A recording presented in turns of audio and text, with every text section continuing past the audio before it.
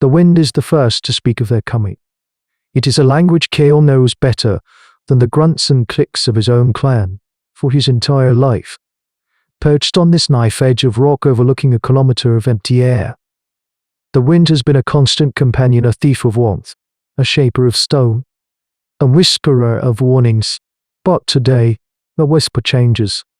It deepens, carrying not the chill of the high peaks but a strange, electric hum, a pressure that makes the hairs on his arms stand erect. He pauses, his piece of flint hovering over the half-finished spearhead in his lap. His knuckles are white, across the narrow ledge. Old Lyra looks up from the sinew she is braiding.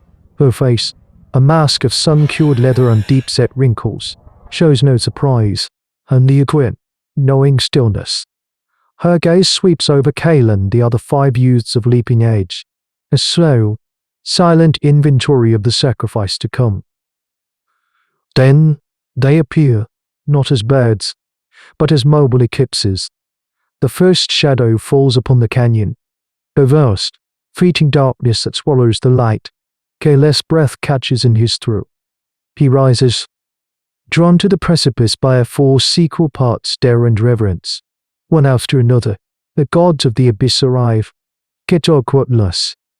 Their scale is an insult to the imagination, a rejection of the world's natural order, a 70-foot wingspan of tall, leathery portag stretched over impossibly long limbs. They do not so much fly as command the air to move around them. Their passage is not a flat but a deep, resonant whoosh, the sound of titans breathing, a noise that speaks of the hollow, air-filled strength of their pneumatic bones. This is the reality of their prehistoric world, a place where the sky itself is a hunting ground for creatures that defy belief, a constant reminder of the fragile place held by the small bands of Homo Erectus who scrabble for existence in the planet's high and lonely places. These are not the lumbering dinosaurs of the plains below. They are something else. An aerial menace that owns the very concept of dominion. For the Erie clan, this is the holiest and most dreaded of seasons, the Great Migration. The giants are returning to their nesting grounds on the far side of the canyon. Careful coordination and the clan's survival is bound to their journey. The ritual is everything. It is how boys become hunters, how girls become providers, how the clan proves its strength and replenishes its stores with the colossal, nutrient-rich eggs snatched from the backs of the soaring beasts. It is a symbiotic relationship born of desperation and breathtaking courage. Looking at the others, Kale sees his own fear reflected in their wide eyes. Elara is chewing her lip roll. Grak is trying to feign a warrior's indifference, but a tremor in his hand betrays him. This is the emotional turning point. The moment a lifetime of stories and preparations solidifies into a terrifying, immediate future. Their primitive technology of hide and bone is all that will stand between them and the final, screaming foe. As the colossal shapes circle, their long, toothless beaks like lances. Lyra's voice cuts through the wind, a low chant that is both a prayer and a command. It is the call that has echoed through generations of human ancestors in this place. Let the abyss judge your spirit, and the sky know your name. The wind's hollow song follows them from the precipice into the grand Eyrie, the cavern that serves as the clan's hall. The air within is thick with the smells of wood smoke, old blood, and the ammoniac time of fear. There is no ceremony here, no grand speech. The time for words has been used up over a lifetime of fireside stories and lessons. Now is the time to work, the grim application of ancient survival skills. Lyra directs them not with her voice but with a flick of her card, 3-fingered hand. She gestures towards a collection of cured deer hides, piled like shed skins in a shadowed corner. This is the genesis of their salvation. The cornerstone of a primitive technology so audacious it borders on madness. Each youth takes a hide, running their hands over the surface, feeling for imperfections that could rip them from the sky. This is the foundation of their specific and brutal chapter in hominid history, a story written not in caves, but in the air itself. The tools are laid out on a flat stone, a perfect display of osteodontokeratic technology. There are no finely knapped flint blades here. The work is too delicate. Instead, there are needles carved from the sharpened leg bones of vultures, awls fashioned from the serrated teeth of a scavenging raptor, and smooth, curved scrapers made from the armored plates of an ankylosaurus that fell into the canyon last winter. This is the intelligence of early humans, to see a tool in every carcass, a purpose in every shard of bone. Kale picks up a needle, its point honed to wicked sharpness, under Elwire's unwavering gaze. He begins the pattern his hands have practiced 1,000 times on scraps. He pierces the hide, threading the tough, pale sinew through, pulling it taut. Each stitch must be perfect, to loose, and the wind will find the weakness and tear the wing apart. Too tight, and the hide itself will rip under the strain of the fall. It is a slow, meditative process, a conversation between hands and material. Kale watches Elara beside him, her movements fluid and precise, her brow furrowed in concentration. For a moment, his focus slips, his bone needle plunges too deep, creating a jagged tear an inch long beside the seam. I gasp escapes his lips. Instantly, Lyra is there. She does not speak.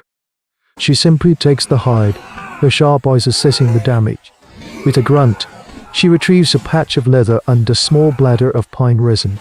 Her movements are economical, brutally efficient. She repairs the tear, her work a seamless graft onto his own.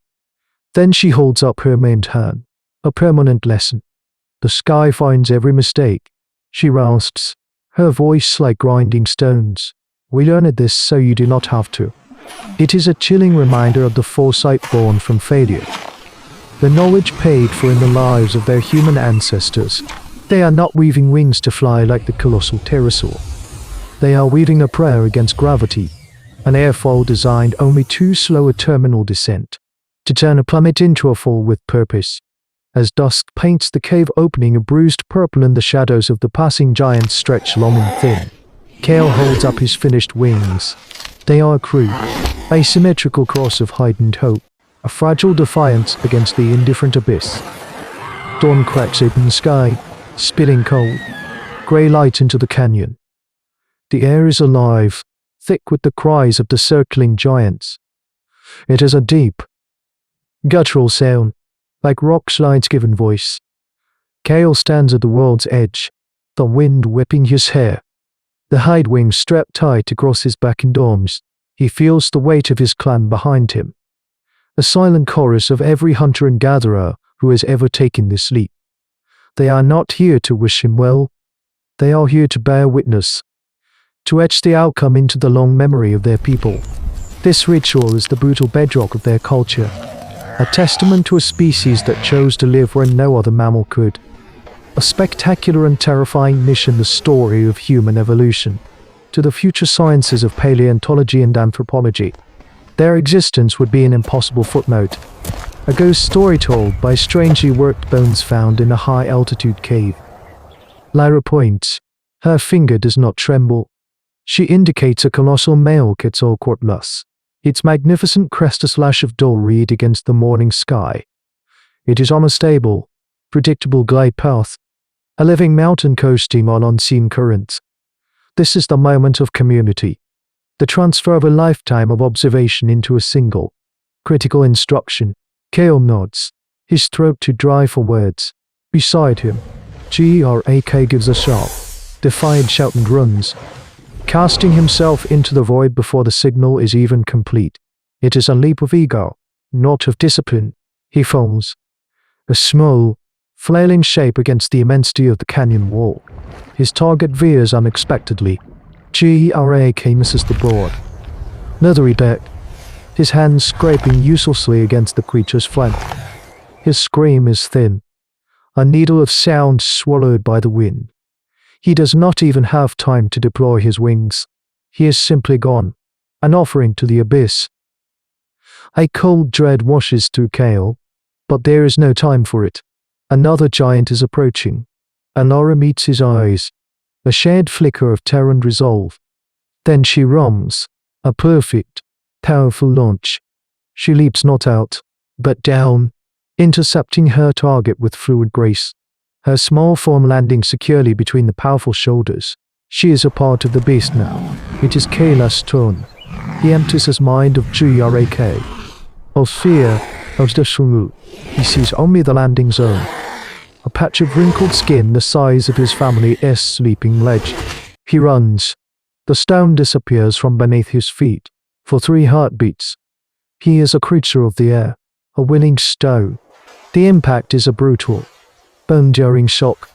He smells the musky, reptilian scent of the creature, feels the immense, slow power of its muscles moving beneath him. The wind of its passage is a physical blow, tearing at him. He clings on, knuckles white. The worlds are terrifying, streaming blur. He has done it. He is riding the god. He dares a glance and sees Alora, already detaching, her own hide airfoils snapping open. Following her lead, he pushes off, casting himself back into the emptiness. The fall pulls at him, but then his wings catch the air. The violent plummet slows to a control, harrowing descent.